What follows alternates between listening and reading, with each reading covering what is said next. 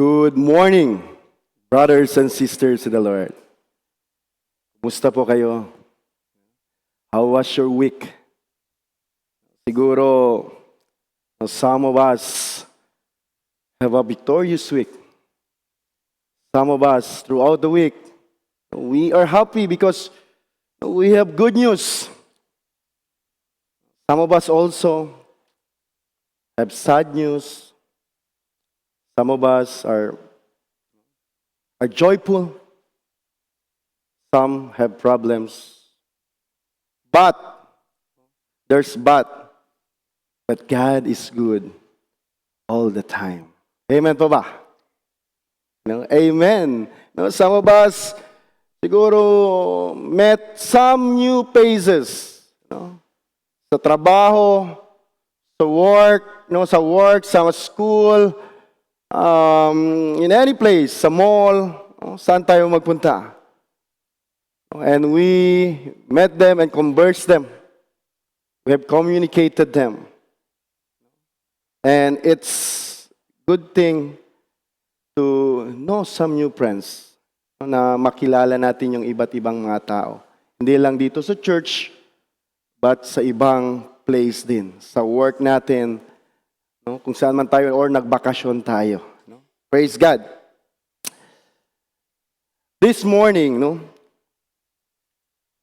before I would share to you God's word, let's bow down our head and pray. Lord Jesus, we honor you this morning. And we praise you, O God. Truly, Lord, you are our God. You deserve the highest praises and adoration, O God. Lord, I pray that you'll continue to teach us, to mold us, and to guide us, O God. Through your word, Panginoon. Lord, I pray that your Holy Spirit, invite your Holy Spirit to speak to us this morning as we open our hearts, Lord Jesus, and accept your word, Lord. May we put this in our heart and in our mind, Lord, and also apply your word in our daily lives. Thank you, O God. In Jesus' name, amen. So this morning, I want to start with a simple question. What's this simple question?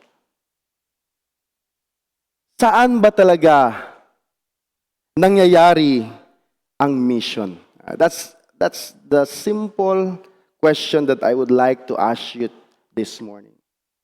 Saan ba talaga nangyayari ang mission?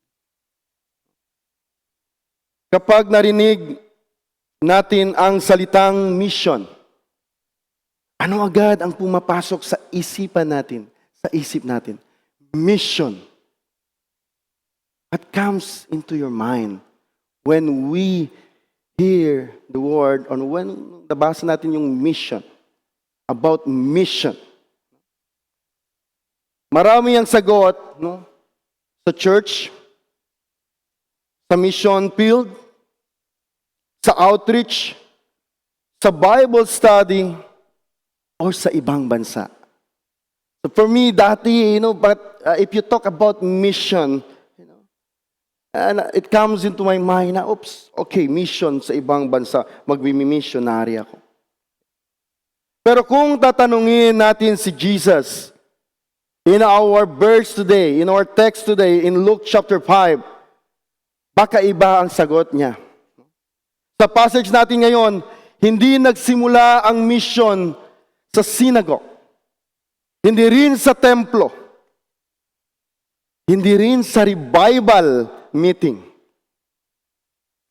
At hindi rin sa crusade. It started sa isang ordinaryong araw. Sa isang ordinaryong trabaho, katulad yung ginagawa natin. At nauwi sa isang ordinaryong hapunan. At doon may isang taong nagbago ang buhay.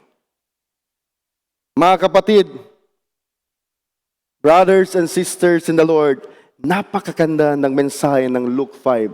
If you read this, I know you read this, but let's learn again this story. Let's find out what truth that we can learn this morning. So mission doesn't begin when we go somewhere, mga kapatid. Missions begin when we recognize where God has already placed us.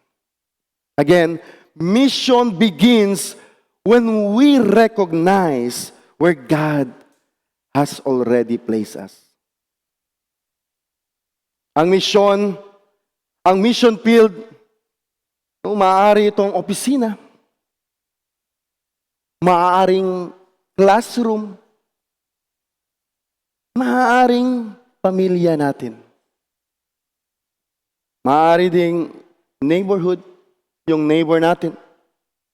Maaaring negosyo natin. At para sa iba sa atin, maaaring basketball court ito or pickleball court ito.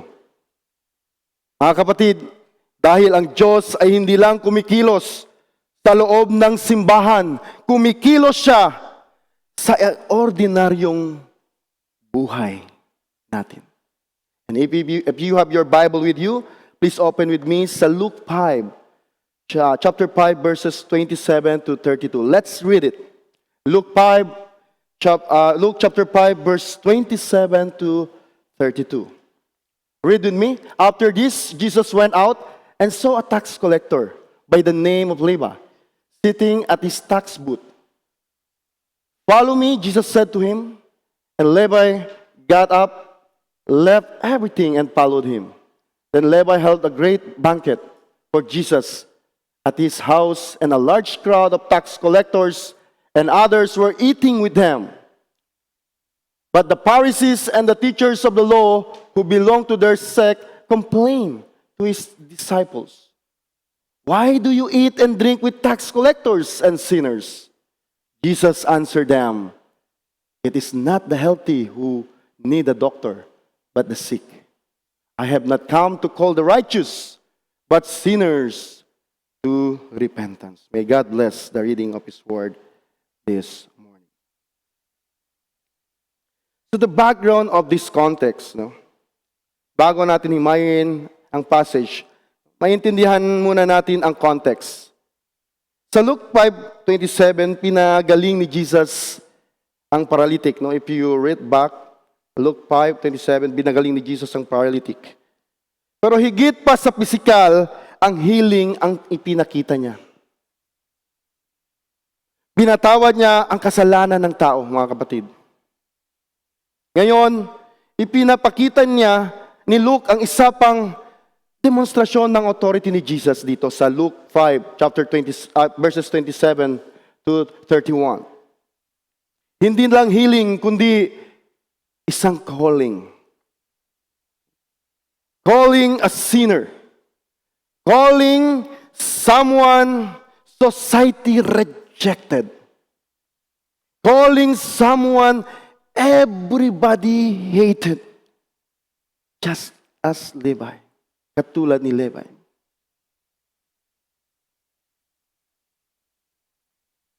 Kilala rin natin bilang si Matthew. Isa siyang tax collector. At sa panahon ni Jesus, ang tax collector, ang isa sa pinakaayaw ng mga Hudyo. Bakit nga ba? Why? Bakit ayaw nila kay Matthew or kay Levi? Dahil nagtratrabaho sila para sa Roman government. At kadalasan, anong ginagawa nila? Nandadaya. Nandadaya sila para yumaman for their own sake. Para sa mga Hudyo, Hindi lang sila makasalanan. Sila ay mga traidor. Mga traidor. Kung may taong hindi mo aasang tatawagin ni Jesus, si Levi na yun. Pero, dito natin makikita ang puso ng Panginoong Hesukristo. Dito natin makita how Jesus treated people. He doesn't choose people. Mga kapatid, ang misyon ay hindi naghihintay sa malayong lugar. Ang misyon is already around you. That is the title of my sermon this morning. So paano natin makikita ang misyon sa ating ordinaryong buhay nga ba? Paano nga ba? Sa passage natin ngayon, may tatlong katotohanan, mga kapatid, na gusto kong makita natin.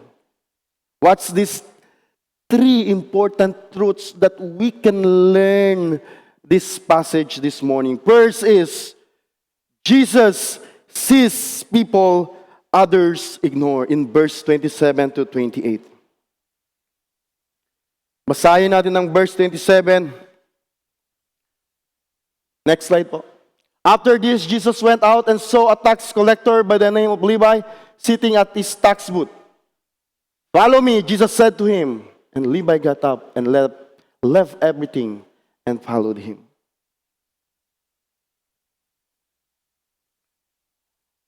Napakaganda ng salita ng ginamit ni Luke dito.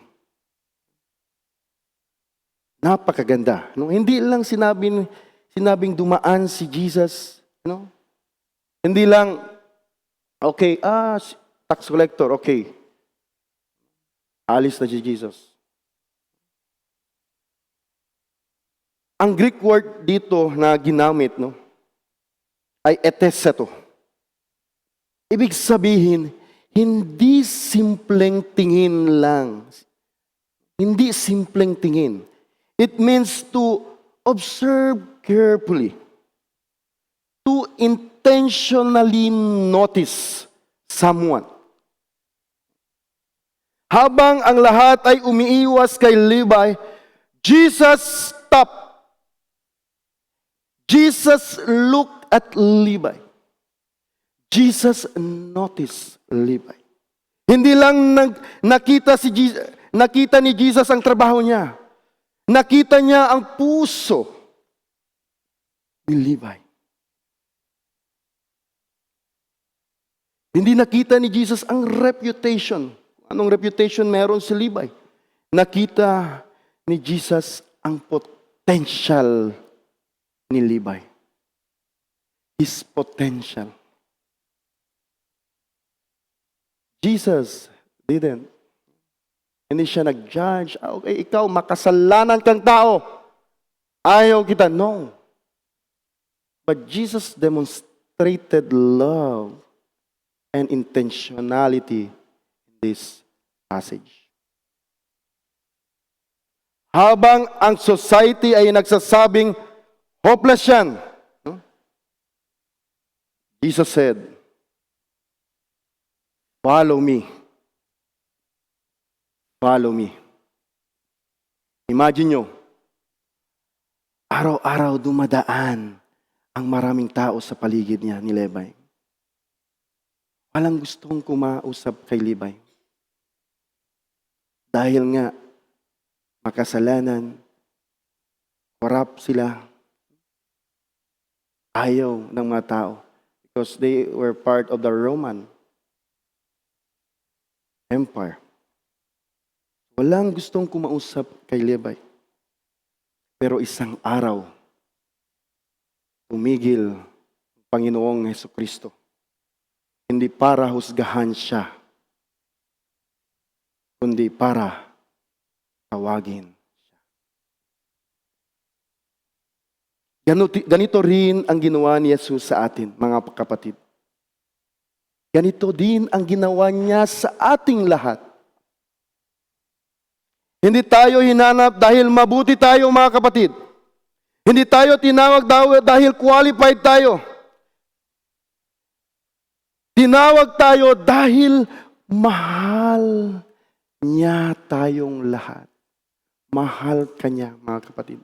Mahal ka ni Hesus Kristo. In Romans 5:8 says, while we were still sinners, Christ died for all of us. Para sa iyo. Dahil mahal ka niya. Mga kapatid, may mga libay din sa paligid natin. Some are office mate natin. Some are classmate natin. Or kasambahay natin. Or security guard natin. Or delivery rider natin. Or driver natin. Or vendor natin na sa labas. Or doon sa inyong bahay, palaging nagatambay na vendor. Or player. Some of us are playing basketball, volleyball, any sports, or pickleball. Or our opponent. Or coach, neighbor. Mga kapatid, minsan, busy tayo sa ministry. Yes, busy tayo sa ministry. Pero hindi natin napapansin ang mga taong inilagay ng Diyos sa harapan natin. We are busy of many things. But yung nasa harapan natin, hindi natin napapansin sila. Mission begins when we start seeing people the way Jesus sees him. Jesus sees them. Again, when mission begins when we start seeing people the way Jesus sees them, mga kapatid. Kapag pumapasok tayo sa mall, diba? Every time kapag pumapasok tayo sa mall, ilang tao ang nadadaan natin? Ang dami. Plenty of people are passing by. Daan-daan. Pero bihira tayong tumingin sa mukha nila. Mga kapatid, Jesus never walked through a crowd without seeing people. May mata si Jesus para sa mga tao.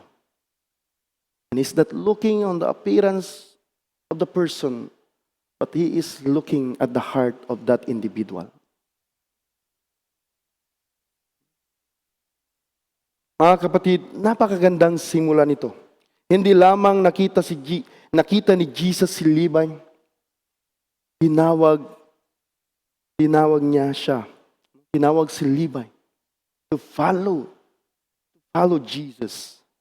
At nang sumunod si Levi kay Jesus, may napansin tayong kakaibang nangyari dito. Ano bang nangyari dito, mga kapatid? What happened next after Levi followed Jesus?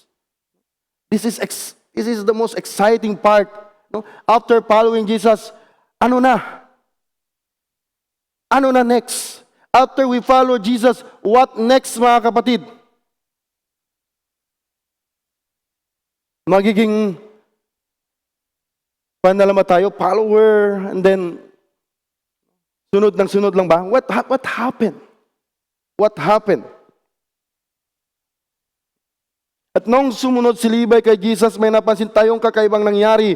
Hindi muna siya nag-seminary or hindi siya nag-seminar. Hindi muna siya nag-Bible school. Hindi muna siya nangaral ng maraming tao. Instead, mga kapatid, ginamit niya ang kung anong meron siya ngayon. Anong meron siya? Anong meron sa kanya? Dito natin makikita ang ikalawang katotohanan. The next important truth, the second point of this sermon this morning. God uses our existing relationship for His mission. In verse 29, let's read it po. Verse 29. Then Levi had a great banquet for Jesus at his house, and a large crowd tax collectors and others were eating with them. Wow! After following Jesus, Levi invited a large crowd sa bahay niya. He invited the tax collectors na katulad din niya. Amazing. Amazing. Levi prepared a great banquet. Napansin ba ninyo? Ang unang ministry ni Levi, hindi preaching mga kapatid, hindi teaching, kundi hospitality. Hospitality. He invited Jesus into his house. And he invited his friends na mga tax collectors. Ito yung mga kaibigan niya. Tax collectors. And society treated them as sinners. Mga katulad niya. Levi understood something, mga kapatid. Tingnan nyo dito sa passage. He understood something. Siguro sabi niya, I may not know everything about Jesus yet, but I know my friends need Jesus. Napaka-simple, mga kapatid. At napakalalim. Marami sa atin ang nagsasabi, hindi ako ready mag-share. I think, it happened to us. Nung first pa lang tayo naging Christian, sinabi ko na, I'm not ready to share the gospel. Kailangan pa ako mag-seminar para to share the gospel. Hindi pa ako magaling magsalita.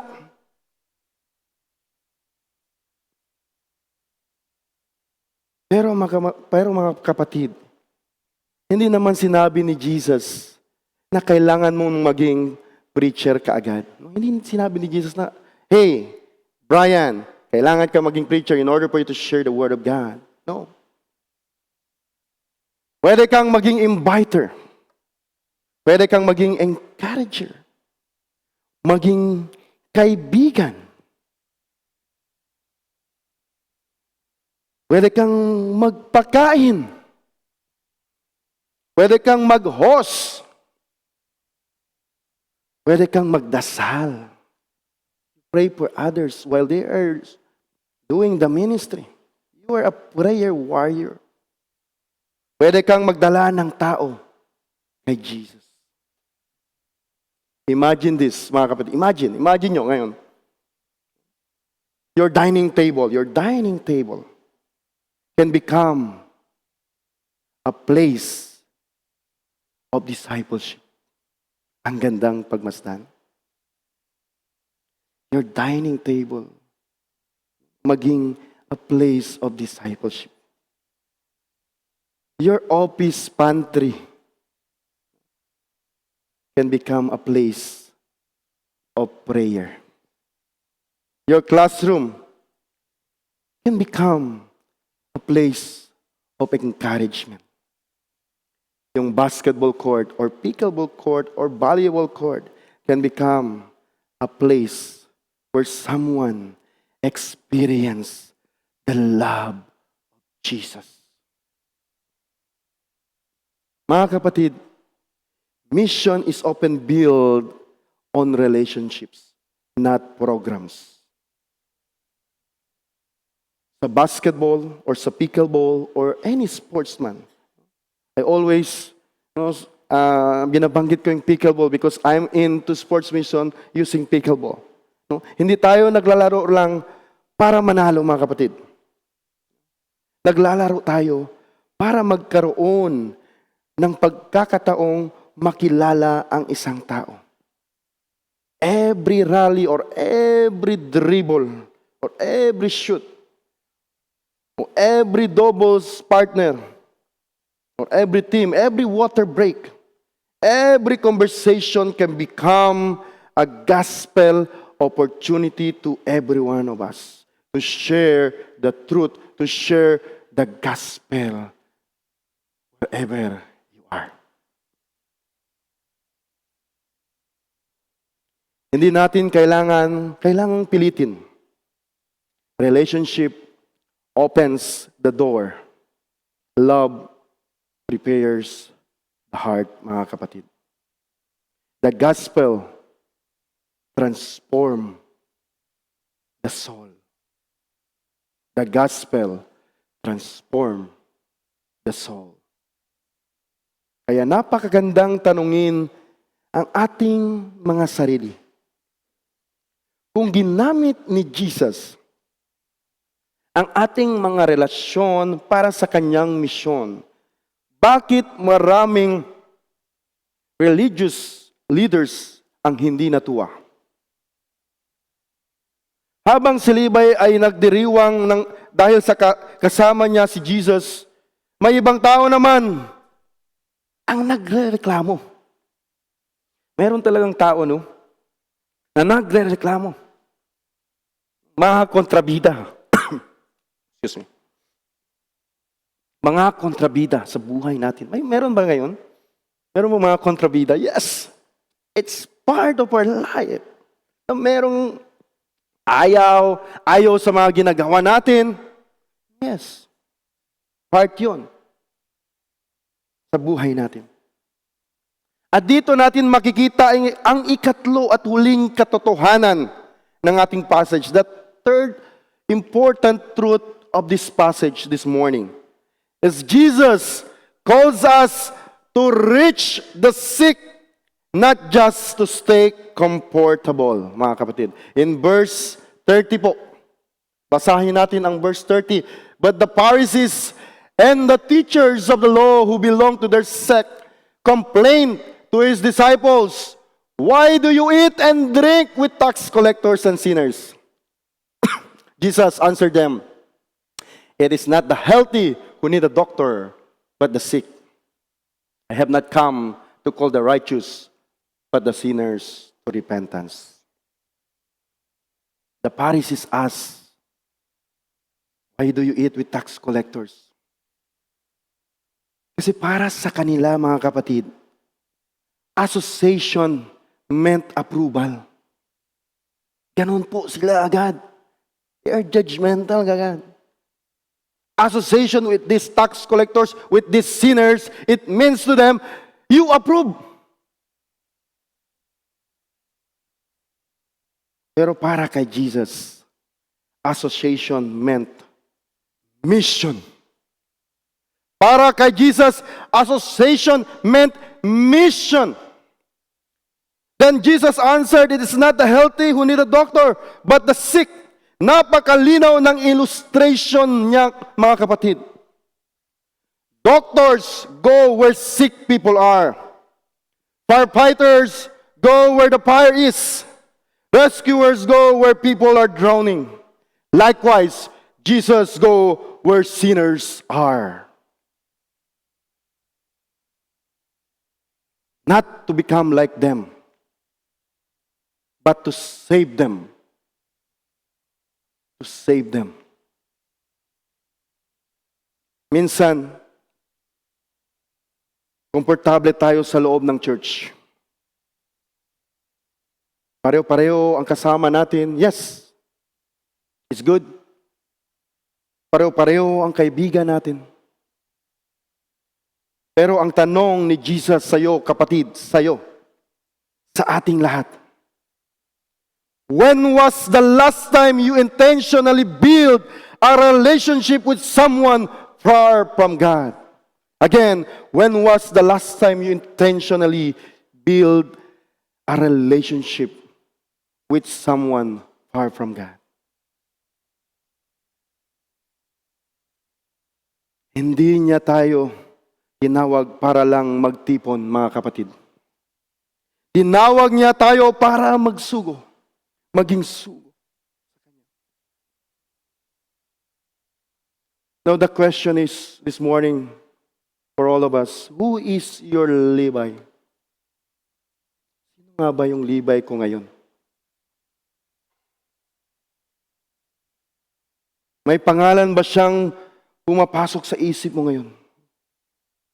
Maybe God already placed that person beside you, in your office, in your workplace, in the school, your classmates. At matagal ka nang hinintay ng Diyos na lumapit at i-share ang katotohanan sa libay na yon. Mga kapatid, napansin ba ninyo ang buong kwento? No? Tingnan niyo yung buong kwento. Nagsimula ito sa isang tax booth. Pumunta si Jesus. Pagkatapos, sa isang bahay. At nagtapo sa isang gospel invitation. Mga kapatid, napaka-ordinaryo. Pero napaka-extraordinary ng ginawa ng Panginoong Diyos. Ganito rin ang gusto niyang gawin sa buhay natin, mga kapatid. Jesus wants us to do in our life. Hindi niya hinihintay na maging perpekto tayo. Hindi niya hinihintay na maging pastor tayo. Hindi niya hinihintay na maging Bible scholar tayo. Gusto lang niyang gamitin ang ordinaryong buhay natin to make it extraordinary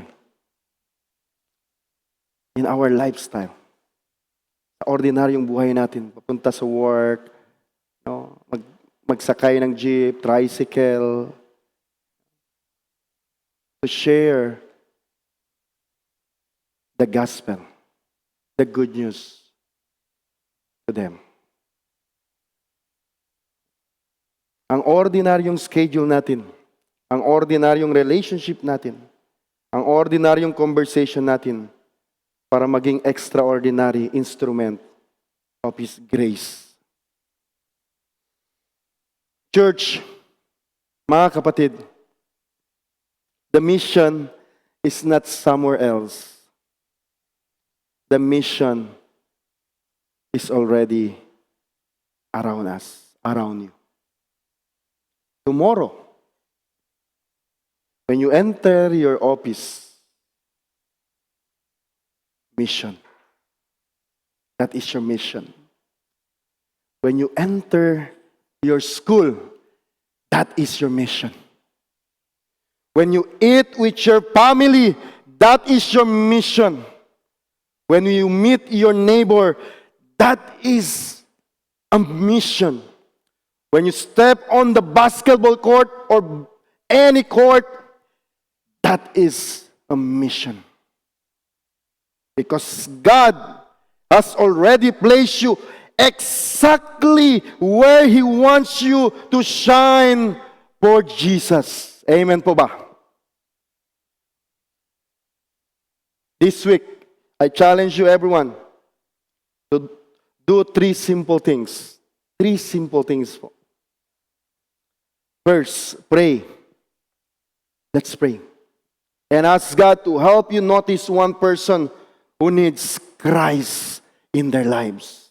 Second, pursue him or pursue her. Intentionally spend time with that person and build a genuine relationship with that person.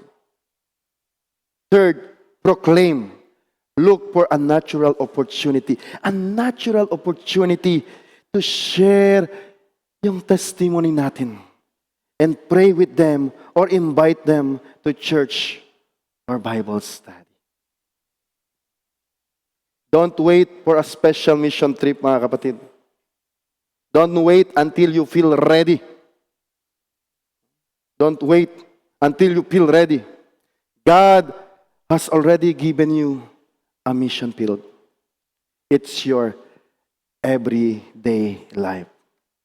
Again, the mission is already around you. Let's be faithful where God has already placed us. Let us bow down our heads and pray. Lord Jesus, we thank you for this wonderful day. Thank you, Lord, for the lessons that we have learned. Today, Lord, you are our God who guides us, who empowers us, Lord Jesus. And sometimes, Lord, we are hesitant to share the good news, to engage into a relationship, to engage in a conversation wherein we can share you, Jesus, wherein we can share our testimony. Father God, help us, empower us to speak our testimony, to speak the goodness about how you are good in our life, Lord. Lord Jesus, be with us, Lord. Guide us, Lord Jesus. Be our mouthpiece wherever we are, Lord. Kahit saan man kami, Lord Jesus, we can speak your word.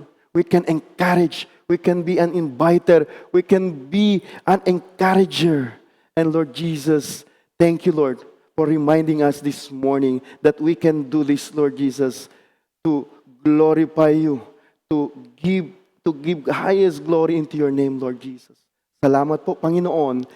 All this prayer we entrust into your hands in the name of the Father, of the Son, of the Holy Spirit. Amen and amen.